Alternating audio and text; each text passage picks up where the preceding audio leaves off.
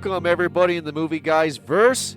This is Jordan here, part of Movie Guys Podcast. We wanted to say thank you so much for downloading this most recent episode. If you don't know what Movie Guys Podcast is, we are a new movie review show that is updated weekly. You can check us out at movieguyspodcast.com and also movieguyspodcast.podbean.com. Sit back and enjoy the show.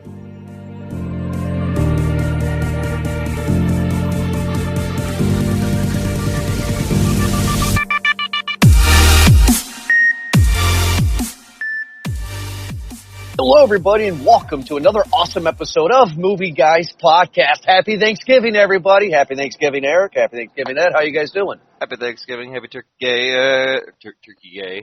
Turkey Day. We're obviously preoccupied, multitasking with preparing for the food and watching parades and doing podcasts. It's a beautiful day. Absolutely. I'm ready for the Lions to win today, buddy. Go Lions. That's a lot to ask for, you know. Hey, listen, you got a guy who's starting quarterback, has one start in 5 years, and he's only thrown 400 yards in his career. So, listen, I'm betting on the Lions today. Well, before we talk about what everybody's here for, I have a question for both of you. Eric, what is your favorite Thanksgiving food? Ooh, damn it, that's a tough one. You know what? As of late, I guess it's always been the cheesy potatoes.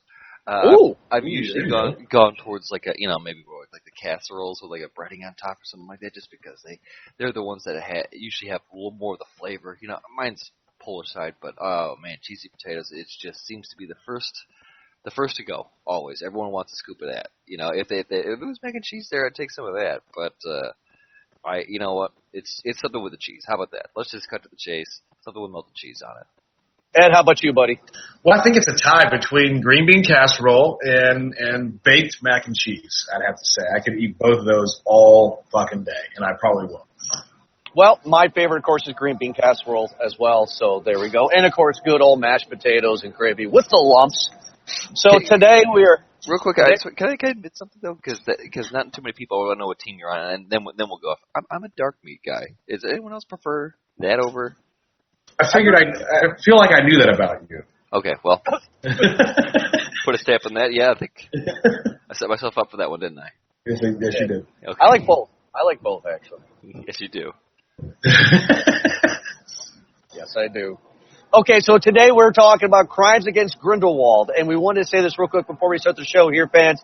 This is not going to be a long episode. It is Thanksgiving Day. We wanted to release this out to everybody on Thanksgiving Day. This is not a very fun movie for us three, especially for me, who is an avid hater on Harry Potter. So this was a chore for me to do.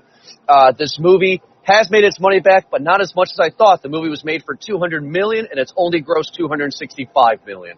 So it's been out for a week already. So clearly there is an audience for this, but not really. So I don't know if we're going to go through this plot by plot. We're just going to talk about it real quick. Some things that I want to say is, one, who out of you two is the big Harry Potter guy, Ed or Eric? Which one is the big Harry Potter guy? I mean, I don't know. I'd say we're both pretty well, immersed into the world, right? I mean, I don't know. It might be a toss-up. I'd say we specialize in our own different sectors of the ministry. Okay, so then this is my question. Tell me if I'm wrong, because I only know Grindelwald from one thing, from my wife, and she said that Grindelwald was Dumbledore's gay lover. Is that true, or is that bullshit, or what? I'm serious. I'm not fucking. What's up with you and the gay stuff today, Jordan? Well, that's always been true. That's always been that's always been a thing, and in the Harry Potter kind of a world thing. Let's just say that he was of interest. Dumbledore actually obviously is a very gifted wizard and one with a lot of rank, and he likes to take on apprentice students a lot of times. So, and this movie is obviously one of the cases. It's almost just like, it's almost like he's like a. I don't want to say because you don't want to classify him as a homo, I guess, because it's more so that I feel like he transcends above that. But obviously, a wizard's got wizarding needs. No, I was just somebody needs to wave his wand, right? Yeah, sometimes you need more than one spell. Yeah. Well, see, the reason why I asked, and I just hope you guys understand what I'm trying to get at, and what the audience, the movie guys first here, is trying to hear what I'm getting at. I am a very, very hater of Harry Potter. I don't like Harry Potter at all. I didn't like Fantastic Beasts. We reviewed that last year. I'm not a fan of this one either. But my wife told me that in the novels, in the Harry Potter novels, there was nothing mentioned about Grindelwald and Dumbledore being lovers. But J.K. Rowling, or Rowling, whatever, has come out in the public and said that she intended them to be gay lovers. So I came into this movie expecting a pro-homosexual kind of vibe. That's what I was expecting, because that's what I was always told. I feel that, like, Dumbledore's homosexuality has only been shown through his little glares that he does. Okay. And Jude Law does a really good gay lean, you know? Yeah, so let's talk about that. Ed, how do you feel about Jude Law playing Albus Dumbledore here? Well, Jude Law is a fantastic actor. He can make anything that you watch him in believable. You know, I have no issues with Jude Law. The only thing is it kind of doesn't go in chronological order because, like, I forget which movie it was, but 20 years later he's got a foot-long gray beard and he looks like he's 90. No, this takes place in the 1927. Harry Potter doesn't take place into our modern time. Right. Well, that's true. There's a flashback, and I forget what movie it is. And Eric, you're the expert. Well, you're the expert on the show anyway. There's a flashback where in 1940s or something like that, he looks like he does in the movies we know.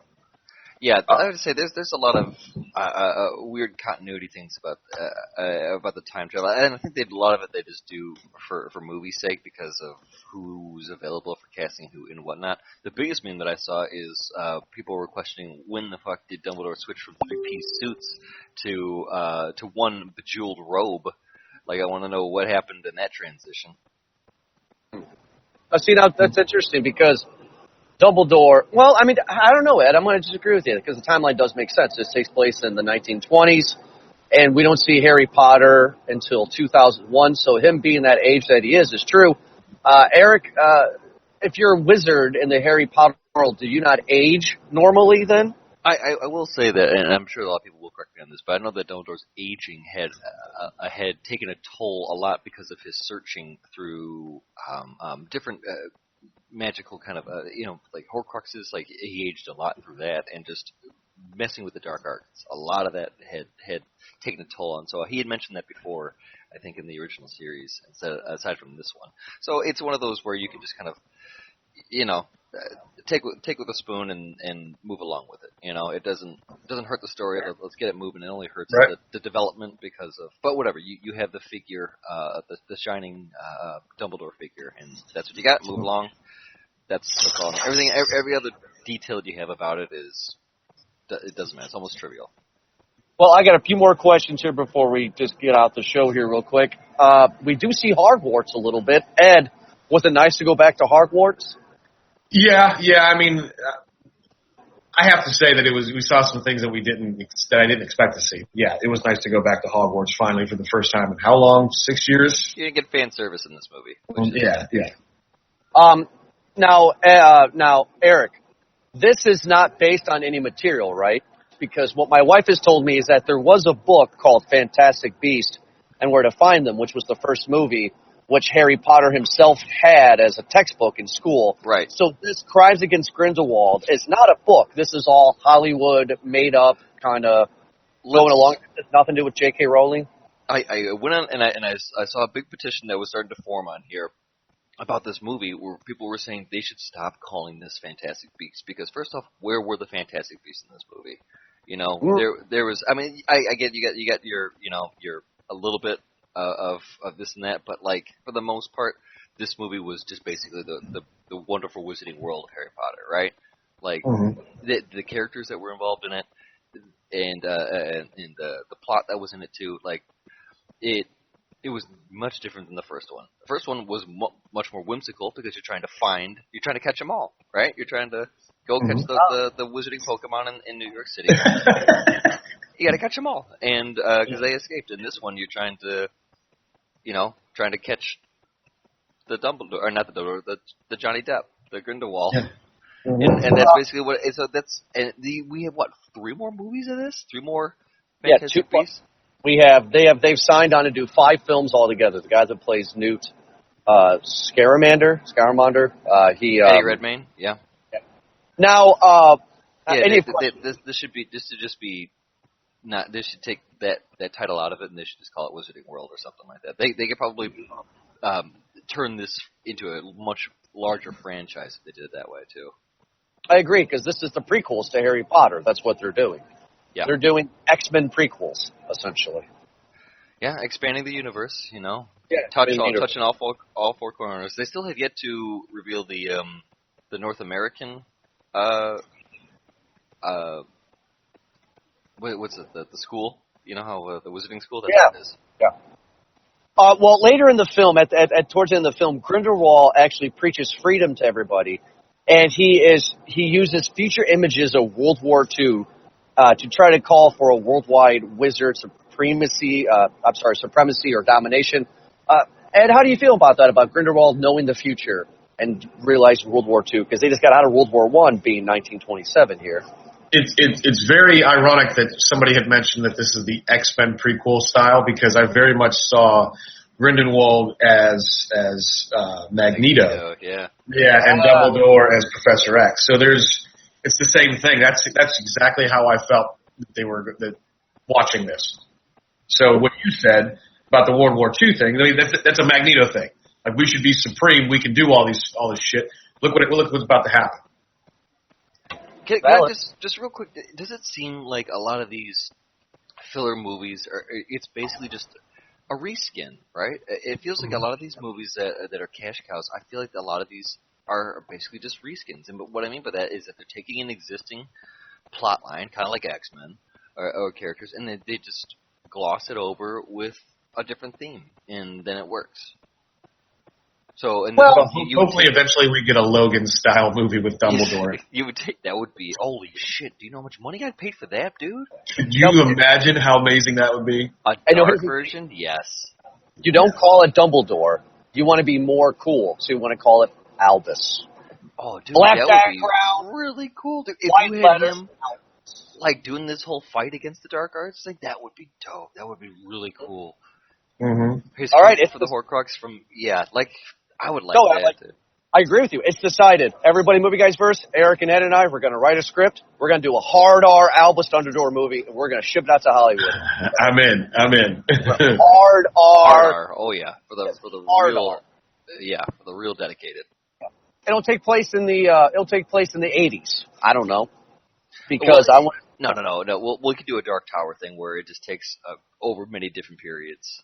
There we go. Yeah. Yeah, because I would like to see Dumbledore on the front lines like Wonder Woman. Right?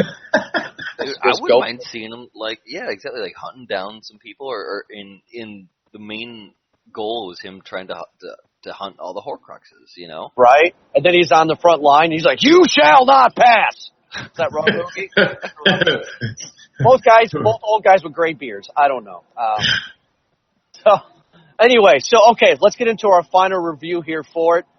Eric, what will be your popcorn rating for Fantastic Beasts and the Crimes Against Grindelwald? I mean, let me try to find my words as I'm biting my tongue here. This movie was quite obvious from the get-go what it is, right? This is the movie that you take your mom to on the holidays, right? Like, it's a safe movie. It's not anything that is.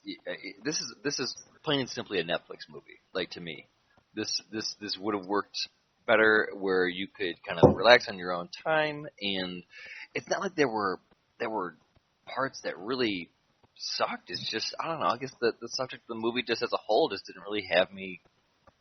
You know what I mean? Like, nothing brought it. I don't. The characters I really don't care for too much. Like, they all look good. Obviously, Jude Law looks great. Johnny Depp as Grindelwald. His makeup was great. The eye makeup and the hair was really cool too. Zoe Kravitz was in here too, so she's always looking good. You know, like it was produced obviously very well, but I feel like it's just, I don't know, like it wasn't. It was too small of a subject to go into the big theater. So I don't know, small bag of popcorn maybe. I feel like I'm being generous with that. I even like. it's like it wasn't bad. It's just it wasn't. It was just wasn't for me. I don't know. Can I describe it, Ed? Well, I don't. Here's the thing. Like, I was actually kind of hoping I could lean on you to decide how I feel about this movie, because you are the Harry Potter guy of the three of us. I'm not saying I don't love the franchise. I do love the franchise, but you know it. I just enjoy it.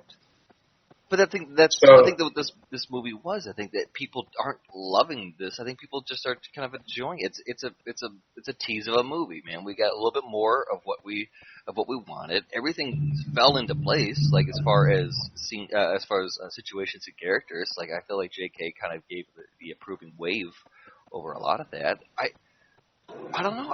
Maybe it's just is the magic wearing off? Is the magic spell? The barrier needs to be recasted by Hermione to really make this enjoyable again. You've become a Muggle, is what happened. I think you've so. Become a Muggle. No, for me, I agree with you. This is a small bag of popcorn for me. It's not. It just didn't feel. I didn't enjoy it as much as I've enjoyed other Harry Potter movies. And David Yates has done all the fucking Harry Potter movies, or at least the last how many? Five? Yeah, something like that. And he's going to direct the next three. We know he's going to be the director of the next three Fantastic Beasts movies. So I don't know how I feel. I mean, I feel like I need to be consoled a little bit because, like you said, I don't know if the magic's wearing off. I don't know if the movie sucked. I don't know that. I can't figure out which one it is. So by default, I have to give it a small bag of popcorn. The curse of the extended universe. That's it. And I hope I don't feel this way about anything Star Wars related in the future. Well, you have already. They get one from me. They do it with almost every successful franchise. Is that they beat it to death by extending it over and over again. They did it with X-Men. They're doing it with this. They fucking did it with Wizard of Oz, man. Like. Yeah. You know, they do it with everything. Obviously, and Tremors, obviously, we'll go back to that one. Boys, I'm going to drop it every episode now. Yes, that's your thing. But you know what I mean? Like, that's the curse of when you make a one-off into, a 15-parter. You know what? I'm going to say this right now before we close out the show. I hate Harry Potter. You guys have a little bit of a love for it. In 2019, fans, we're spoiling it. It's going to happen sometime. Tune in, because in one episode, in 1 week in 2019, we're going to do a Harry Potter series episode where I can get all my frustrations out, and maybe these guys can convert me to be a wandering wizard, whatever you want to call it, because we got to talk about it eventually. So that will happen in 2019. We got to talk about it. But we want to continue talking with you guys, so make sure to check us out at movieguyspodcast.com, at movieguyspodcast.podbean.com. You can download our episodes at iTunes, on iHeartRadio, and on Spotify. Just search Movie Guys Podcast. You can find our show here and also other shows. Some shows include For Your Distraction and also our wrestling show called In the Ring. We're only a month away until January 1st of 2019. We have a lot of plans coming up here. We're excited to give it to you guys. And don't forget to vote. Go to movieguyspodcast.com or go to movieguyspodcast.podbean.com. Go to the right side of the page under the search bar. It says Movie Guys Podcast Awards, and you, the fans, get to vote for what you feel was the best movies that we have reviewed of the year, worst movie, actor and actress, and screenplay. Make sure to vote on that. You guys have already voted now, and at the end of the year, we will do our third-year special where we announce the winners of that. Before I go, Eric, Ed, are you guys going to go check out Once Upon a Deadpool like I am? Oh, yeah. Okay. I was sold at Fred Savage. Yeah, and you know what we're talking about, right? No. I just think it's to go with the crowd.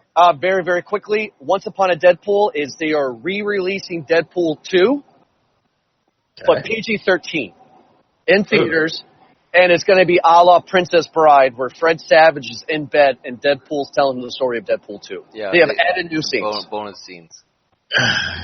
I think I'll wait for DVD, guys. It's not coming to DVD. But anyway. All right. Well, thank you so much, everybody, for checking us out. And we'll be back to you guys next week for another awesome episode of Movie Guys Podcast. Have a good night.